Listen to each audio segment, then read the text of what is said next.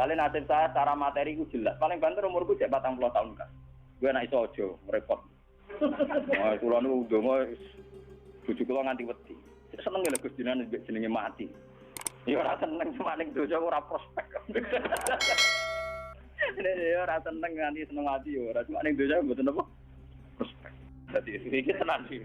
Lha mboten iki tak niki kitab iki ora ngarah sampean duwe, mulane tak fotokopi ge ngomah niki. Kitab niki niku Umut Tafasir. Terus kula riyen nyongkone kula niku riyen dibahas kitab niki niku sause mbok kaji botong Mekah. Tapi jebule kula niku wangsal. Wonten tiyang nomor koradi dhuwit mergo napa walhasil duwe kitab 14 jilid. Niku ya sekitar regane mekale juta. Gus kitabku tuku aku ya ora iso maca, cangkemmu ora iso maca ora bogan ora Gus kudu dituku jare wae wis. Payah kok. Boten kula ben ora tani dhewe jenengan ya aku bero kitabmu tapi gajare tep aku nggih mos kula untuk gajaran gila ya. Nah niki tak warai carane ketemu pangeran. Dadi jemben niku wonten satu kenaipan gitu. Terus wong Nasrani pun marani sesembahane mlebu neraka. Wong Yahudi pun marani sesembahane mlebu napa? Neraka. Iki terus pangeran gawe pengumuman. Hei wong mukmin sing elek, sing ganteng, sing sedengan, sing apik. Kowe cek ning kene wopo kabeh anut pangerane. Jadi kula ngenteni pangeran kula. Lha pas pangeran muncul saking gobloke muni nak ulah wapun. Lah aku kuwatir sampean ngono, mulane tak ulas saiki. Kula kuwatir pas pangeran muncul kowe muni napa nak ulah. Iku saking kurang ajar ngene. Makanya ini penting, nyembah pangeran kudu kenal pangeran. Suatu saat jadi kitab ini mun kula umumno rene. Kitab ini kitab Tobari. Terus ketika Imam itu, semua ahli tafsir itu sepakat Umut Tafasir itu kitab Tobari, Ibnu Jarir atau Tobari. Itu beliau wafat sekitar 303 Hijriah. Jadi generasi ini pas sebagai Imam itu Syafi'i. Angger ning kitab-kitab mun Ibnu Jarir, Imam Tobari di ngarang kitab. Itu beliau ngarang kitab ini itu sekitar 30 jilid. 30 jilid, nggih sak jilide sak foto-foto ngoten terus kiai-kiai arah-arahan maca terus tuku dalalan sing sak foto iku ora khatam paham. Lalu alhamdulillah 30 jilid itu sudah saya acak yang saya anggap penting untuk umat saya bacakan. Ya, kalau syukur sekali kalau niku insyaallah kalau rencananya nggih kula khatam nanti mboten khatam lah mun kula acak. Artosipun sing tak anggap penting yang enggak ada di kitab lain itu saya tulis termasuk niki. Terus nanti itu jenengan nak teng ora-ora masternya Allah itu sempat muncul. Cuma karena kita saking gobloknya saking ora tau kenal pangeran, kenali duwe, kasut, macam-macam zaman pondok, BPKB, utang, pokoknya ngono-ngono iku, wedoan, pangkat, ngamun, macam-macam. Lho wong melarat sing tukang lamun iki nyembah nglamun jenenge paham, nyembah usuk, reng, pokoke sing didelok nak bunyi kedap-kedip. Dadi jape sing nyembah duwe kena nggo sedekah. Nyembah kelap-kelip ku malah enggak apa. Sampai wiridan nasib. Jadi Allah itu sempat muncul sebenarnya. Cuma ketika muncul malah naiknya mulai menapa nak udu napa? Nak udu. Hei umat kabeh marani sesembahan kowe kok tengok-tengok ning kene golek sapa? Kula ngentosi Allah. Aku iku Allah. Malah mulai napa? Nak udu. Lha sampean disampaikan. Ya, sebetulnya pengiran tak kok. Lah buka aku mau tenan kok lebih tadi dia. Lalu lucu deh. Wah, Imam Tobari ke koro-koro. Waktu ini kita tak buka aku mau tenan terus gue merompi aja. Pokoknya kertas gusti. Kalau nih tadi Allah tenan gak boten. Lucu tuh. Jadi coba nih Mustafa jawabnya pokoknya kalau nih tadi gusti Allah tenan apa? Boten. Angkot tersitas. Wah, aku jelas dulu. Ini kok Mustafa ini angel. Angel, masih khusyuk lah angel. Kau sing kenal pangeran wong alim, ora ono ning Quran kenal pangeran wong khusyuk ora ono dalile. Niku penting, makanya Sayyidina Ali pernah ditanya sama seseorang, "Ya Ali, orang sehebat engkau apa pernah melihat Allah?" Jawab Sayyidina Ali enak. "Kaifa a'budu man la a'rif?" Bagaimana mungkin saya menyembah zat yang tidak saya kenali? Kaifa a'budu man la a'rif? Bagaimana mungkin saya menyembah zat yang tidak saya kenali? Itu tidak masuk akal. Jadi menurut Sayyidina Ali orang menyembah Tuhan kok tidak kenal itu tidak masuk akal. Jadi seperti yang kita lakukan sekarang itu cara Sayyidina Ali betul apa? Betul masuk akal. Misalnya begini ini contoh paling mudah nih. Makanya yang orang hikam pernah bilang secara ekstrim, siapa yang tidak pernah mukasafah di dunia itu ditakutkan suul khotimah karena dia kenalnya Tuhan itu nanti keliru. Pas orang-orang master itu apa? Biru. Yang Allah betulan dinaudzubillah, yang tidak Allah dikejar. Lah itu ceritanya wong kafir ngoten. Terus Isa itu ngaku Tuhan, terus pangeran menciptakan satu malaikat yang persis Isa. Terus ini dinut. Bareng dinut mayune nang aran neraka. Akhirnya kecemplung nopo? Neraka. Mungkin ujar ge ngoten, mayu neraka akhirnya nyemplung blodro. Walhasil nopo? Akhirnya pangeran dia pengumuman ya tabadawa. Hadis ini sudah saya cek, artinya sudah saya bandingkan di Muslim, di Bukhari, memang tidak ada masalah. Memang matanya yang beda tapi intinya sama. Ini hadis ini sahih. Sudah saya cek secara akademik di beberapa hadis 6 itu yang jadi mutamatil hadis. Itu sahih. Terus ketika Allah muncul itu, para umat, orang-orang sudah mengikuti Tuhannya, lalu ngapain kamu masih di sini? Saya nunggu Allah Tuhan kami. Ya. Saya ini Allah, jadi malah jawabin Allah. Terus pangeran tapi apian, ngerti nak goblok ya, jadi dimaklum. Ya pangeran tak ada lucu. Apa kalau saya tuh, lalu kalau Allah betul muncul, apa kamu niteni jadi? Enggak Gusti, jadi pede aja, apa? Enggak. Adiku monggo dipenggali, jadi nanti sampean gue persiapan, orang-orang masar pun niteni. Dia supaya napa ora keblon. Tapi penting aja nglakoni apa roe tamanita toda ilahahu hawa. Jangan sampai menuhankan apa hawa. Saling menuhankan duit, pangkat, popularitas, termasuk menuhanno aras-arasen. Iku yo penyakitnya wong melarat itu aras-arasen. Penyakitnya wong sugih seneng duit. Nah, jabat seneng napa? Pangkat. Aras-arasen yo penyakit. Wong turu yo enak, nganggur yo napa? Penak. Ana jare kanca kula sing melarat, donya ku curang. Foto-foto turu esuk nang sugih darani ra nganggur. Lah bedane apa? Lah dhekne turu tapi tokone buka. Lah aku turu tenan ra ono dibuka. Asline donya ku curang. Foto-foto turu sing sugih dihukumi ra nganggur, aku dihukumi nganggur. Niku jare nang sugih turu tokone napa? Buka. Jadi agak nganggur. Aku turu nganggur tenan. Ora ono sing buka. Ora ono napa? Buka. Mboten iki tenan ya. Kalau juga mau setting cerita. Walhasil terus Allah masih tanya, masih baik. Apa kalau saya sebagai Allah memunculkan satu ayat, terus kamu kenal? Kata mereka, ya Gusti kenal. Wong munafik ngaku. Saya di dunia meskipun munafik, sesembahanku pangeran. Allah, pangeran ngetes. Ya sudah, kalau gitu kamu sujud. Wah, niku pas sujud niku kaku, awake niku topon wahidan niku kados blabak sing tunggal. Itu labil sekali ketika dia sujud malah geblak. Makanya Imam Tobari sebagai ulama tafsir dia nafsirkan ini di ayat ketika mereka disuruh sujud wa yutauna ila sujudi fala yastati'un khasyiatan absaruhum tarhaquhum napa lillah. Di waqt kan yutauna ila sujudi wa hum salimun. Fadzarni wa may yukadzibu bi hadzal hadis. Bersamaan ngertos manane Quran. Memang dari awal Quran ngendikan fadzarni wa may yukadzibu bi hadzal. Dadi malaikat kon mirip kabeh. Ya malaikat mirip kabeh itu urusanku pribadi ya. Mulai paling ngeri mergo ngadepi pengiran langsung. Fadzarni mongko ninggalo sira ni ingsun. Wa may yukadzibu bi hadzal hadis. Malaikat sing tukang ngisap, tukang nyatet saiki mirip kabeh iki urusanku mbek wong-wong ngaku mukmin tapi ora jelas. Bareng ketemu wong munafik, ketemu wong macam-macam. Aku iki Allah.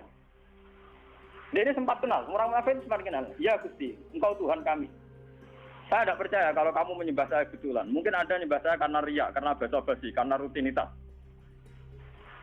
Enggak Gusti, pangeran ngetes. Saya ngetes ke sujudnya. Orang sujud, tiap sujud geblak. Tiap sujud apa?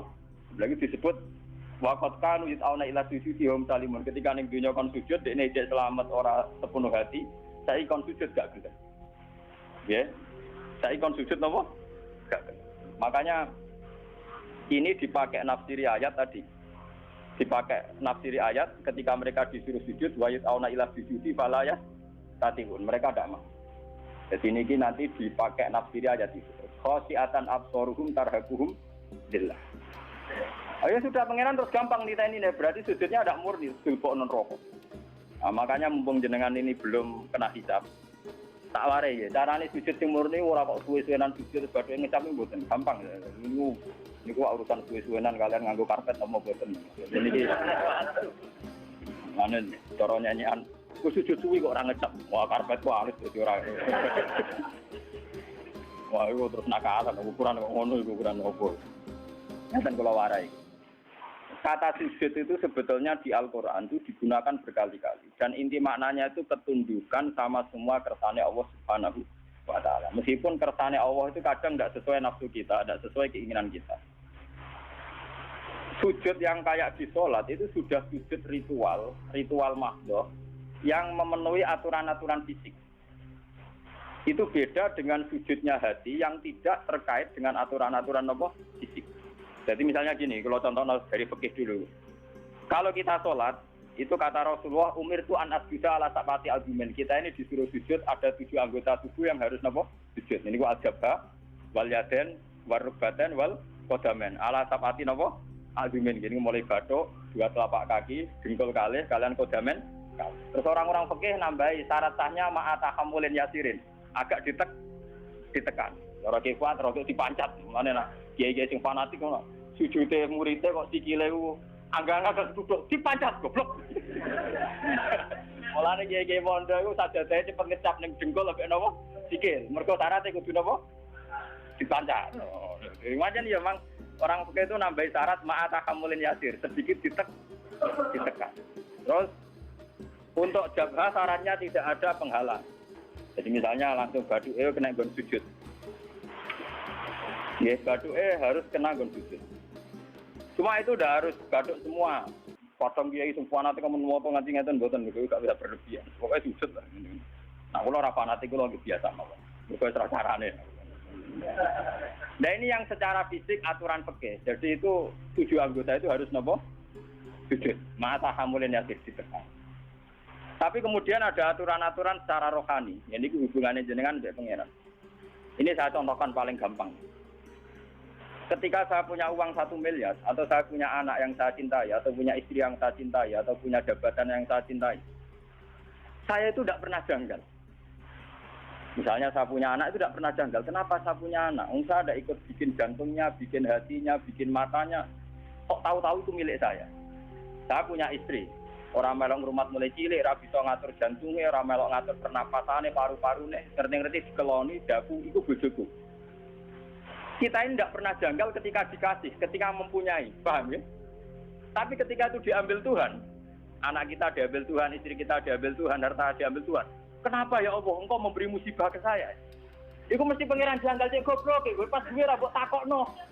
Pasti lah mbok takokno, sama-sama janggal. Kalau kita bersama-sama, coba apa alasan Anda punya? Apa kowe melok game mripate bojo, game mripate anak? Apa alasan Anda punya? Loh, aku yakin mlebu warga lewat paham saya ini. Mulane gunane ulama ben nerangno detail. Loh, kalau sama-sama janggal, kamu punya juga harus janggal. Apa alasan Anda punya? Apa kamu menciptakan jantung istri Anda? Anak Anda? Apa kamu menciptakan orang ini mencintai Anda? Jika kamu merasa punya. Tapi ketika hilang, kamu janggal. Ini bukan curang sini. Harusnya saat kita punya itu juga janggal. Kalau kowe fair ngakoni nek Allah sing duwe. Bojo mbok keloni paling banter umur 20 tahun. Iku anake wong. Yang mengatur sistem pernapasan, jantung dan semuanya pangeran. 20 tahun wae pangeran. Bareng diakatno kowe celek itu mbok aku wae. Bareng mbok aku wae mati mbok tuang isi. Kenapa Gusti kula untuk musibah orang lain tidak? Makanya Rasulullah itu hebat. Makanya wong sing roh nabi tenanan tetep ulama, orang khusus kamu pun ngandel dulu. Untuk kamu kan wes sama dia rata syafaat gak mesti keluar kulon sering ngomong. Kowe ku mau urun khusus. Tapi gak tau mikir agama. Mun kula sering tanya ibu ning minyak kuwi tok ati tenan, sakpan nih maksudnya. Tapi dene ape tobat gelem ngaji paham. Khusuk sing rutin gak Mustofa gampang ngilang. Cara ora dibuat tes itu gampang napa? Hilang. Lho boten coba kalau sampean cara berpikir gitu. Makanya ketika Sayyid Ibrahim Kapundhut, Sayyid Ibrahim putrane Nabi Kapundhut dan beberapa kali cucunya Nabi Kapundhut itu Nabi ngendikane ya beliau sebagai manusia nangis. Tapi Nabi ngendikan pertama yang dijauhkan Nabi apa? Saya ini hafal persis hadisnya. Innalillahi ma'abuda walahu ma'abuda. Ya manjane wae pangeran, awal-awale sing duwe pangeran. Saiki dijupuk pangeran. Karena Nabi sadar, Nabi ketika punya pun tahu kalau itu milik pangeran. Itu hebatnya seorang Nabi. Kalau Anda betul sujud untuk pangeran, pas punya aku juga harus janggal. Misalnya saya punya jantung Gusti. Lo coba sampai naik cuci darah. Lagi sadar fungsinya jantung. Jantung itu diubah 4 jam. Nak ora wae melempok. Sekarang kita punya jantung biasa saja. Kita tidak bisa ngatur organ jantung kita, nafas kita, paru-paru kita. Kamu tidak pernah janggal. Tapi ketika itu dikai penyakit, pengiran ku jagal, ku Gusti untuk musibah kelotok liane boh. Berarti kamu belum sujud betul sama Allah. Nak kowe wis sujud tenan, nak kowe janggal ya janggal mempunyai. Jadi adil pas duwe ya napa? Gusti karepe jenengan piye lho? Kula niku ora melu game mripat kok game mripat. Lah iku apik. Paham nggih? Gusti karepe jenengan piye lho? Kula ora melu duwe jantung kok ujug-ujug duwe. Kula ya ora melu gawe, ora melu tuku kok ujug-ujug duwe. Karepe jenengan sepun. Lah nek kowe jagal ngono apik tenan. Ora kok pas hilang baru napa? Lah iku goblok urung sujud. Berarti urung napa? Mulane kowe sampeyan rawan geblak napa sujud. Lho kok tenan tenan tak warai. Lho kula niku tak bila-bilane tenan. Kulo niku mboten sombong. Kulo tumbas kitab niki niku teng Pasuruan niku saking angile golek wonten sing crito. Gus wonten Gus tiyang gadah kitab niki. Jenengan tumbas mawon. Bukan apa-apa, memang kitab ini menangga saya itu dulu ngira itu kalau pas saya ke Mekah itu mau beli. Itu sudah saya siapkan uangnya. Ternyata Allah menghendaki lebih cepat. Lalah wono wong crito. Mboten jarak cerita. Gus kulo niku ditafsir Tobari. Firasat kulo niku jenengan saged maca. Yo firasat yo tenan. Canggung ngalim tenan barane nopo firasat. Oh, canggung melak. Walhasil tapi itu memang masalah. Makanya kula latih. Sujud maknane ketundukan. Mulane ketika langit bumi itu digawe, sumastawa ila sama'i wa ya napa?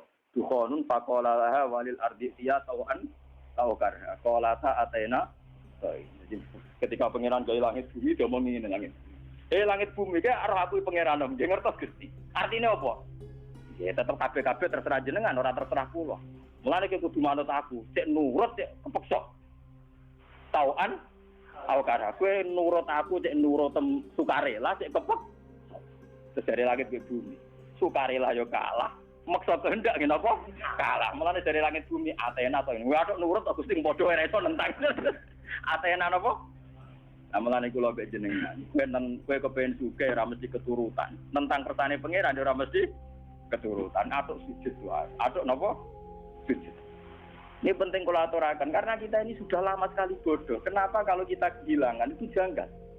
Sementara kalau mempunyai tidak harusnya kamu canggih. Lo coba dalam hukum dunia untuk punya syaratnya apa? Kudu mergawe, tuku, dikasih orang, dapat hibah. Kita ini untuk punya di dunia itu repot. Tapi tahu-tahu kita punya jantung, punya paru-paru, punya sistem organ tubuh. Mbok akoni WM, kapan kamu punya itu? Kapan ke tuku ning pangeran? Kapan ke untuk pengumuman ke pangeran iku dihibahno kowe, dikekno kowe? Kapan? Kan enggak tahu. Di sertifikate jantung mbak betul. Di sertifikate paru-paru. Enak ngaku mbok WM. Bariku bareng ilang kowe protes pangeran wis mulane aku maca hadis innalillahi ma aqada kula nu nangis. Berarti nabi tenan ribet tenan. Kira ora paham maca ngono biasa ae. Mergo bingung maknane tok. Itu sujud. Itu hakikate napa? Mulane wong alim sing parek pangeran iku misale Mustofa sujud ping pindho, ambek kula mau cek akeh kula gak. Bodene salat pikir Ka'bah ping 1000. Mbek kula ora usah salat pikir apa cek mulya kula. Mergo dawuhe Nabi wong alim mikir sak jam luwih apik dibanding ibadah wong bodho 20 tahun. Paham ya? Padahal kula niku mikire ra trimo sak jam. Sedina 24 jam kula turu rata-rata 6 jam itu ndak mesti. Mau dibengno ibadah Mustofa gak kuati ngono. Karena kelebihannya orang alim itu tadi, dia kalau mikir tuh jitu, terus punya rumus pentingnya sujud. Wong kula niku wis wong alim nggih. Niku tiap duwe pemikiran ku syukur tenan mbek pangeran iya. Kenapa saya tidak pernah menanyakan Tuhan? Lho kowe nak duwe tanah itu janggal agak disertifikat. Kowe di sepeda motor ya janggal agak duwe ST. Sekarang kamu punya jantung, punya paru-paru, enggak punya sertifikatnya. Kenapa tidak kamu cari di notarisnya Tuhan? Kamu tidak pernah minta kan kepastian itu milik kamu. Loh orang mesti WM orang ada bukti. Ini kok ketika hilang kamu tanya, kamu protes sama Allah. Utak kamu ning ndi? Mulai saat ini sing sujud tenan kok. Kudu tunduk. Lho soal jaluk ngemis donga ngemis manane paham napa? Lho iku ape? Sing elek kan protes, tenang ngemis ape? Pangeran ati seneng dijaluki. Saya kados kula niku, kados kula nanti kiai. Ya nasib kula ora jelas gak apa-apa jaluk. Gusti kula kadang-kadang nyuwun sithik mon Gusti jelas sithik kok. Tapi saya tidak pernah, alhamdulillah saya tidak pernah. Dengan jelas nasib ning donya ora. Kalau ora kepengin dadi wong bodho. Kalian nasib saya secara materi itu jelas. Paling banter umurku cek 40 tahun kan. Gue anak iso aja, repot. Wah, kula nu ndonga bojo kula nganti wedi. Seneng lho Gus jenengan jenenge mati. Ya ora seneng semaning dosa ora prospek. Ya ora seneng nganti seneng mati ya ora semaning dosa mboten apa. Prospek. Misalnya kumpul wong soleh ngene iki untunge opo? Kumpul wong dolim ora oleh, kumpul wong soleh ora jel. Untunge opo? Enak mati kumpul pangeran. Mulane jare Nabi pas awake kabudut ditugani Aisyah, ditugani Fatimah. Terus ada Sayyidina Ali, ada Sayyid Fadl. Itu Nabi tanya gini sama Fatimah, "Ya Fatimah, andai kan kamu disuruh berteman sama Allah sama berteman kalian milih mana?" "Ya tentu ya Rasulullah saya milih berteman Allah." Terus Nabi, "Saya juga demikian," terus kabudut. Jadi itu ya memang orang-orang baik itu begitu. Namanya melarat-larat kan rawani mati itu. Gamarat utangnya kayak kasusnya kayak tapi jenenge urip sumpah guys Masya Allah. Entah cara berpikir Anda entah kayak apa saya tidak tahu, tapi itu faktanya, paham? Mohon kalau baleni malih. Jadi makna sujud sebenarnya itu paling enggak tauhid kami itu benar. Bahwa jantung kita, istri kita, anak kita, pangkat kita semuanya wae Allah Taala. Itu disebut ning Quran walillahi mulkus samawati wal ardh.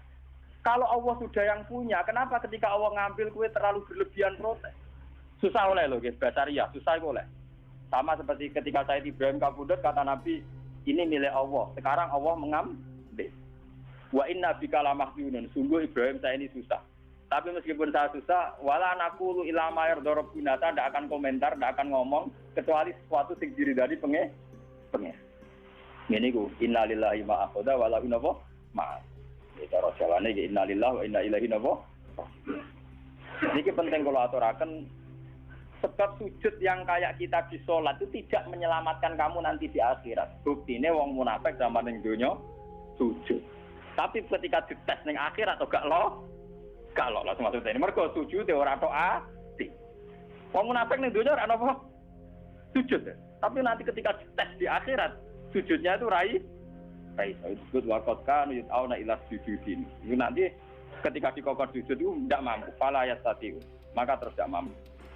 Lainnya mulai saat ini latih, gitu. Kalau sampean sujud, ya meskipun sholat jamaah atau sholat sendiri, entah sekian detik, itu harus benar-benar pernah sujud. Wong Rasulullah nak muji sujud sampai ngeten, nak cerita sahabat-sahabat, masuk Mu'ad Abu Hurairah. Ya Mu'ad, kamu tahu apa pantangan Nabi neraka? Apa ya Rasulullah? La ta'kulu athara sujud. Neraka itu rawani mangan, bekate napa? Sujud. Makanya pangeran nanti ngendikane pangeran teng surat Fatah simahum fi wujuhim min atharis sujud. Jadi neraka asline pantangan, jenenge mangan wong sing tau sujud tenanan pantangan tenan. Jadi kudune sampean niku neraka ra doyan.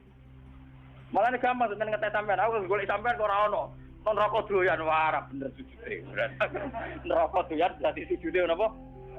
Kuwi wis jelas dhewe Nabi neraka iku ora doyan jasad sing tau dienggo napa?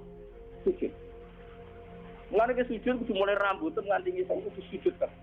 Ya minimal dilatih kayak saat tadi. Sampean makanya tapak kuru saat. Dan orang alim itu kalau berpikir 1 jam itu lebih baik dibagi ibadah 3 tahun. Macam pastikan bahwa semua milik kita milik Allah Subhanahu. Dong kula misalnya apa mati, misalnya kapan-kapan kula apa mati. Orang ngarah kula nangis misalnya Mustafa nangis orang ngarah. Karena ya gampang saja. Orang-orang alim itu rata-rata kalau mau mati itu guyon. Karena cara berpikir orang alim itu gampang. Saya punya doa yang dibaca oleh habib-habib yang alim-alim, yang para pengiran itu, ngomong ya Allah, Engkau ini punya reputasi merawat saya zaman saya janin, zaman saya di kandungan ibu. Saya tidak bisa ikhtiar, tidak bisa ngatur makan saya, tidak bisa ngatur gizi saya, tidak bisa ngatur energi saya. So, saya baik-baik saja dalam kandungan ibu saya. Padahal pada karo wong kelem, ono air tuban, mbok kadang ngamuk, bedaki pitik, macam-macam betul ya. Kadang ngujar-ngujari wong ning pasar. Paham ya? Kita ini pernah hidup di dalam kandungan, punya nafas, butuh rezeki, butuh asupan gizi, butuh oksigen. Artinya Allah punya reputasi mengelola kita dengan keadaan begitu. Tentu engkau juga mampu mengelola kehidupan saya setelah saya di kuburan, karena itu tidak beda jauh dengan zaman saya di kandungan. Ini pikirannya orang alim. Jika orang terus bisa menganalogikan, mengkiaskan, ternyata Allah punya reputasi mengatur kehidupan dalam kuburan. Ini kuburannya bohong ini. Malah pangeran ngendikan fi dzulumatin salaf. Saya ini punya reputasi ngelola kamu fi dzulumatin salaf dalam kegelapan yang 3. Lah iya to, pertama wong sperma ning gegere bapake. Jika Mustofa ini wis gawa anak putune gawa ngalor ngidul kudanan adol roti wis gawa ngalor ngidul. Itu Allah punya reputasi mengatur sistem ketahanan sperma ada di bapak. Bimbene sulbi wat bariku ditransfer rabi. Ning gone rahime ibu.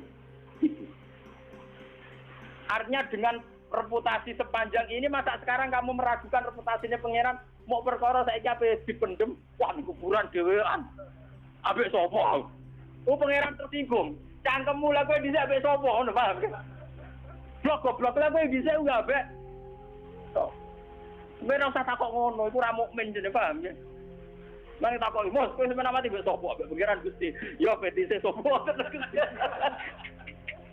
lha iku pangeran saking sukane ning gone Quran Darni maknanya aku gak roh dhewean. Pokoke pangeran wis ngendikan bazar niku serodok kudu ngamuk. Aku gak roh dhewean, malaikat tukang hisab barno aku mbek wong iki. Lah niku pangeran ngetes ngoten kok. Mustofa ki nek pancen ning donya sujud mbek aku, saiki tes kowe tak kon sujud. Ku nek iso sujud tenan swarga, nak geblak neraka. Wah. Gila Timur. Betul. Lah cuma sing wong mukmin sing geblak-geblak iku kok terus iku para nabi, para ulama, para wali dikei hak syafaat.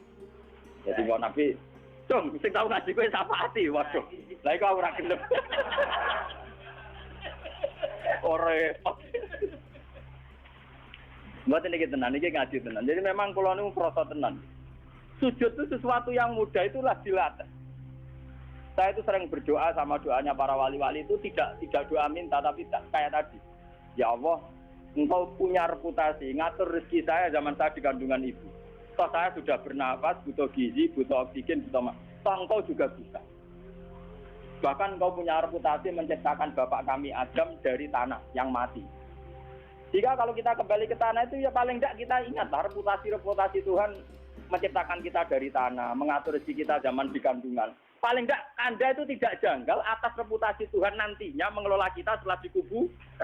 Ojo sampai kaya wong kafir terus takok aida mitna wa kunna turabau wa itu. Artinya ojo sampai terlintas kejanggalan kaya wong kafir motok wis lemah iso ditangek. No, paham ya? Lah carane ra jagal piye? Yo memori reputasi Tuhan di masa lalu eling. Paham ya? Lah iku sujud, ngene iku jenenge apa? Sujud. Dadi sak utek-tem, sak pikiranem, sak organ tubuh, sak sel-selem sujud.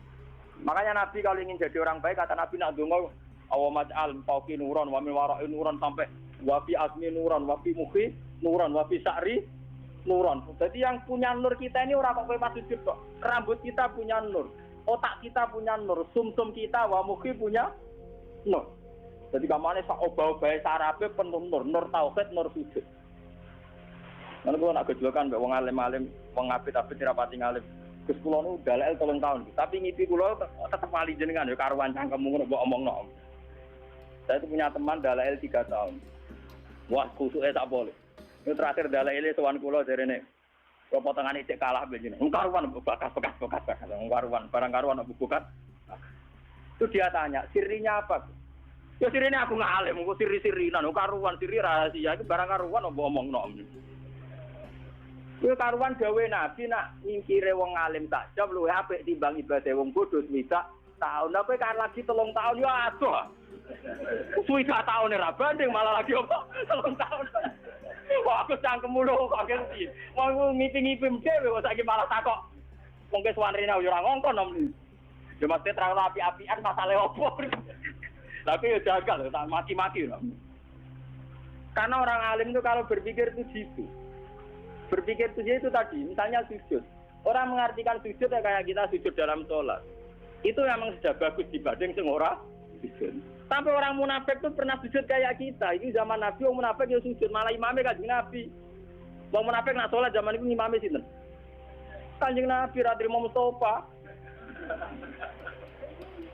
Dene iku makmum mbek Kanjeng Nabi pas ihdinas siratal mustaqim dimaca Nabi. Wong munafik yo muni amin. Ayo oke. Tapi karena mental atine munafik bosok mbok ngamini dongane Nabi tetep ora aman.